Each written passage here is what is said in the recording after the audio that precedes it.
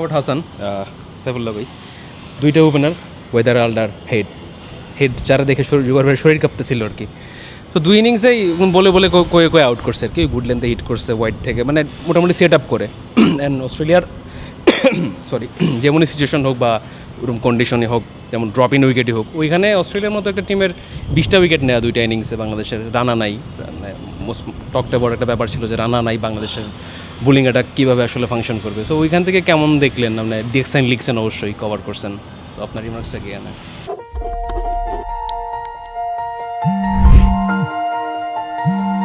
এক minute. Hello, শুরু হচ্ছে ফেস অফ টুমরো, খুঁজছি নতুন অভিনয় শিল্পী। না, বোলিং অ্যাটাক নিয়ে আসলে মানে সংশয় বলো বা যেটাই বলো, এটা বেশ কয়েক বছর ধরেও তো দ্য লিস্ট কনসার্নের জায়গা হচ্ছে বোলিং অ্যাটাক, হ্যাঁ। এবং এটা কিন্তু অ্যাক্রস দ্য ফরম্যাটস, এবং এটার সবচেয়ে বড় একটা কারণ অবশ্যই আমাদের মানে বাংলাদেশের এখনকার যে পেস ব্যাটারি। কারণ তুমি দেখো যে হাসান মাহমুদের কিন্তু এই টেস্ট খেলার কথা নয়, এবাদত হোসেনেরও এই টেস্ট খেলার কথা। তোমার যদি সবাই ফিট থাকে তাহলে এই টেস্টের বোলিং লাইন আপ, যদি তুমি 3টা পেসারই খেলাও, স্টিক থাকো এই উইকেটে 3টা পেসারই হয়তো না, এটা অবভিয়াস। এবং সেই কারণেই কিন্তু তাসকিন এবং রানাকে তো জিম্বাবুয়ের টেস্টে রেস দেওয়া হলো। এবং এরপরেও রানা যদি ফিট থাকতো, হ্যাঁ সেক্ষেত্রে, এবং শরীফুলও যদি ফিট থাকতো, তবুও হাসান মাহমুদের কিন্তু এই টেস্টে খেলার কথা নয়। কিন্তু এখন তুমি সব কিছু নিয়ে হাসান মাহমুদকে নিয়েই কথা বলতেছো। অস্ট্রেলিয়ার মিডিয়া আমরাও বলছি, আমরা আলোচনা করছি যে একটা হাইপ তোলার চেষ্টা করেছিল যে নাইট রানা, কারণ তাদের কাছে বেচার মতো আর কিছু মনে হয় তাদের অ্যাঙ্গেলে, তাদের পার্সপেক্টিভে ছিল না। একমাত্র প্রোডাক্ট ছিল হচ্ছে নাইট রানা। সেই নাইট রানা যখন রুলড আউট, আমি শুনছি আমাদের সব কিছু মানে ধরো আমাদের ফেলো যারা জার্নালিস্ট বা অনেক কিছু যারা হয়তো যাওয়ার কথাও ভাবছিলেন বা যাওয়ার মতো চান্স ছিল, তাদের মুখে রানা নাই গিয়ে কী হবে, মানে এরকম ব্যাপার যে অস্ট্রেলিয়াতে কিছু একটা করতে গেলে নাইট রানা কী করতে হবে। কিন্তু আসলে রিয়ালিটি বা আমাদের যেটা সবচেয়ে পজিটিভ ব্যাপার সেটা হচ্ছে যে রানা না থাকলেও তো আসলে পেস অ্যাটাকটা খুবই রিলায়েবল এখন।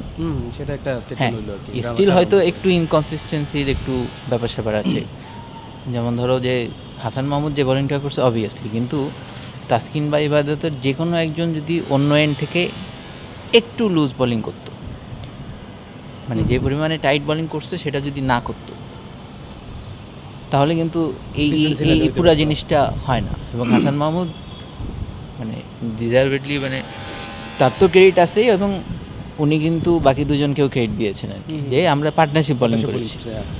এবং তুমি তারপরে সেকেন্ড ইনিংসে অবশ্যই মিরাজের বোলিং, এটা তো বলতেই হবে। But what my point is যে বোলিংটা আসলে লিস্ট কনসার্নের জায়গা ছিল, বাট স্টিল এই উইকেটে ধরো হ্যাঁ হাসান বলতেছে যে কাউন্টির সাথে সিমিলার বা সব কিছু, জুবাইরও বলতেছে, কিন্তু এখানে তো একটা এলিমেন্টস অফ মানে আনসার্টেনিটি ছিল। ড্রপ ইন পিচ মানে কিউরেটর ধরো নিজেও ঠিক জানে না, কোনোদিন টেস্ট ম্যাচ উইকেট প্রডিউস করে নাই। এবং এইখানে আরেকটা ব্যাপার হচ্ছে যে এই উইকেটটা তো আসলে অস্ট্রেলিয়াদেরকেও মানে কট অফ গার্ড করছে, তারাও আসলে দিন শেষে এক্সপেক্ট করে না, মানে তারাও আসলে বুঝে উঠতে পারে নাই। হ্যাঁ, তাদের যে শুরুর দিকের যে ব্যাপারটা, এবং তারা তো উইকেট একরকম ভুল লিড করছে, নাহলে তো টসে জিতে ব্যাটিং নেয় না, তাই না? যেমন শান্ত অবভিয়াসলি, হ্যাঁ অনেকে হয়তো বলবে যে আমরা নিতাম না, কিন্তু এটা তো উনি অবভিয়াসলি বলছেন প্রেস কনফারেন্সে ম্যাচ শেষে বলছেন যে টসে জিতলে কিন্তু আমরা বোলিংয়ে নিতাম। Are you ready to B face of tomorrow? আগামীর তারকা হওয়ার সুযোগ এখনই। রেজিস্ট্রেশন করো faceoftomorrow.show।